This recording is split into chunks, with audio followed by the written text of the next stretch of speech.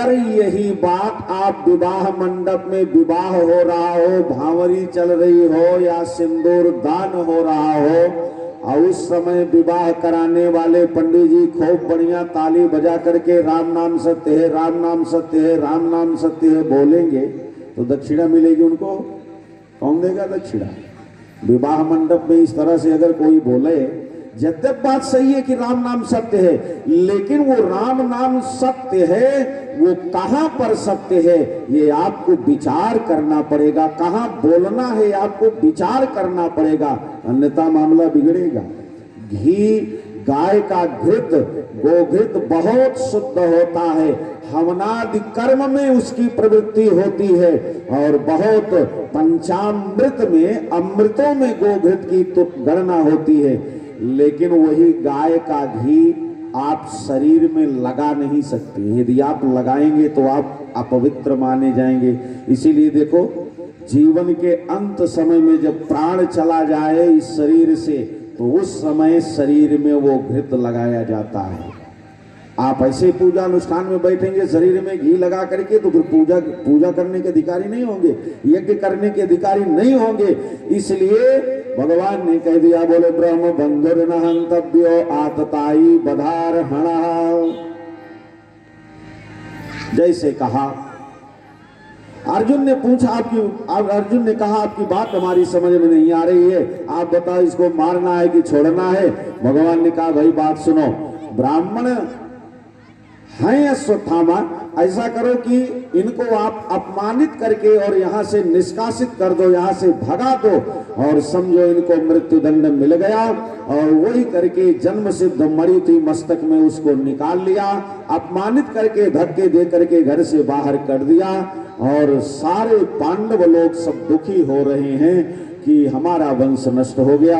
एक लाइन मेरे साथ बोलिए, फिर कथा के क्रम को हम लोग यहाँ से आगे बढ़ावें। बोलो राधा कृष्ण भगवान की जय। मोहे आन मिलो भगवान, बहुत दिन बीत गए। मोहे आन मिलो भगवान, बहुत दिन बीत गए। मोहे आन मिलो भगवान, बहुत दिन बीत गए। मोहे आन मिलो भगवान, बहुत दिन बीत गए। मोहे आन मिलो घनश्याम, बहुत दिन बीत गए। मोहे आन मिलो घनश्याम, बहुत दिन बीत गए। राधा की अखियन के तारे, राधा की अखियन के तारे, राधा की अखियन के तारे, राधा की अखियन के तारे। मेरे भी बन जाओ सहारे, मेरे भी बन जाओ सहारे। राधा के सुंदर श्याम, बहुत दिन बीत गए। राधा के सुंदर श्याम, बहुत दिन बीत गए। मोयान मिलो घनश्याम, बहुत दिन बीत गए। मोयान मिलो घनश्याम, बहुत दिन बीत गए। नरसी भगत की हुंडी तारे, नरसी भगत की हुंडी तारे, नरसी भगत की हुंडी तारे, नरसी भगत की हुंडी तारे। सावल साहबनी आए मुरारे, सावल साहबनी आए मुरारे। नरसी के भगवान, बहुत दिन बीत गए। नरसी के भगवान, बहुत दिन बीत गए। मोहयान मिलो भगवान बहुत दिन बीत गए। मोहयान मिलो भगवान बहुत दिन बीत गए। मोहयान मिलो घनश्याम बहुत दिन बीत गए। मोहयान मिलो घनश्याम बहुत दिन बीत गए। कामन मंदिर में रास रचा जा। मन मंदिर में रास रचा जा। रूप सावला दर्श दिखा जा।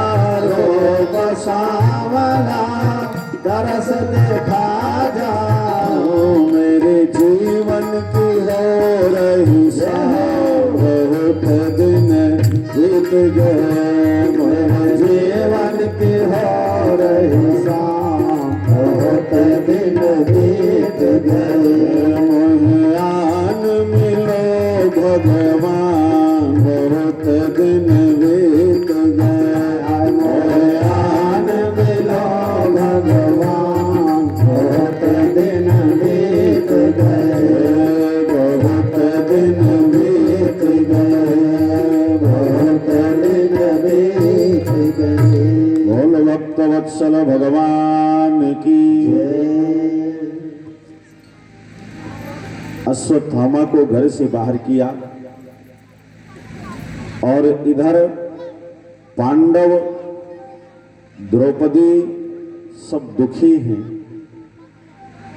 हमारे पुत्र मारे गए और हमारा वंश नष्ट हो गया। और रोते हुए पांडवों के मध्य में उत्तरा आई। अभिमन्यु की पत्नी उत्तरा आई और रोते हुए सारे लोगों को सांत्वना देते हुए समझाते हुए उत्तरा ने हाथ जोड़ करके कहा, बोले आप लोग रोइए नहीं, आप लोग बिल्कुल दुखी मत होइए, इसलिए आपके वंश की वृद्धि करने की जिम्मेदारी मेरी है।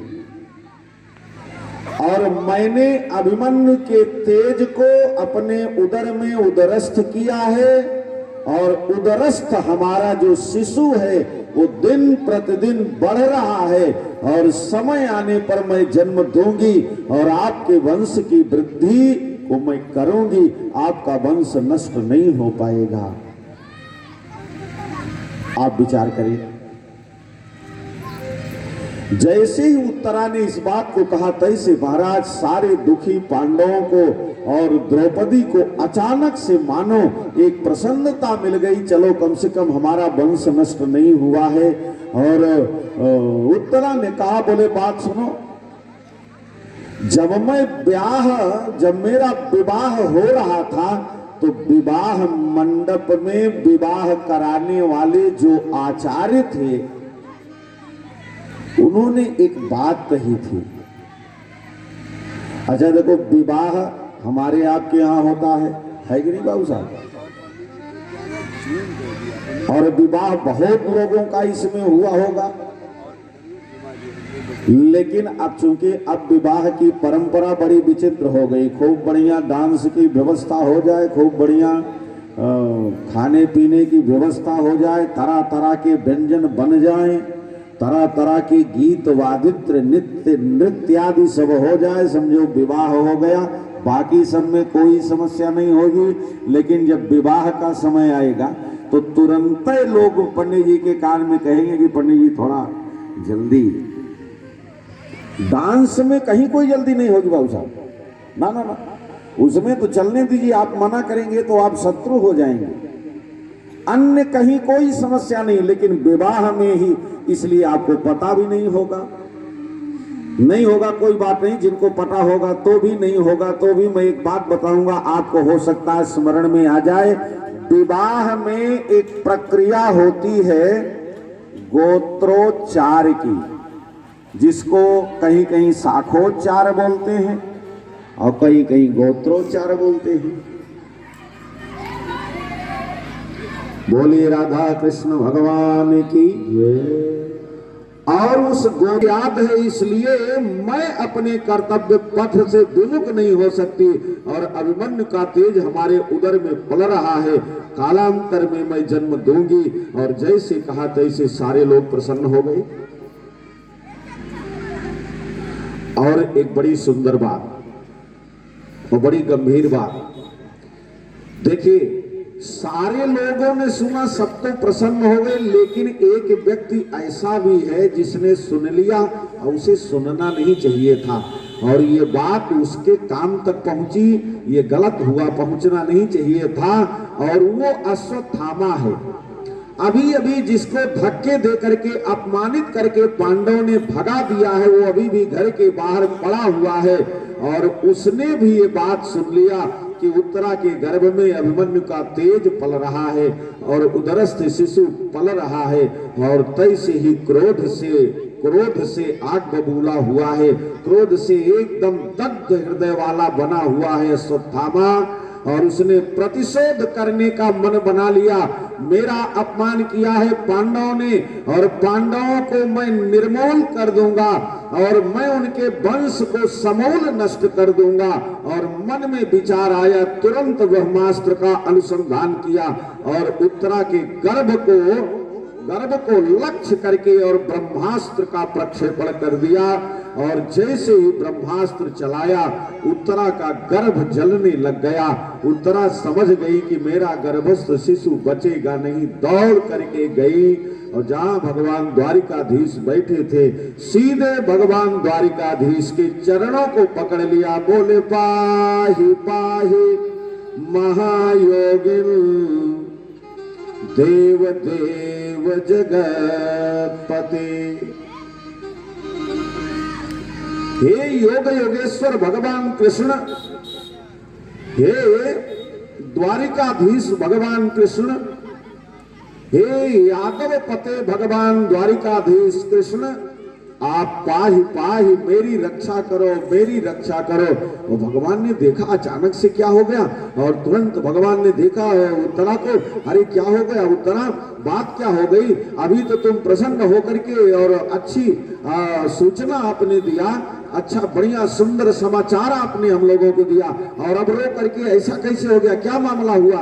और तैसे ही महाराज उत्तरा ने कहा, कन्हैया ये अग्नि के समान जलता हुआ बाण जो मेरे गर्भ की तरफ आ रहा है, हमें लगता है कि हमारे गर्भ को नष्ट कर देगा। और रो करके उत्तरा ने भगवान के चरण पकड़े। उत्तरा ने भगवान से कहा, सरकार बात सुनिए,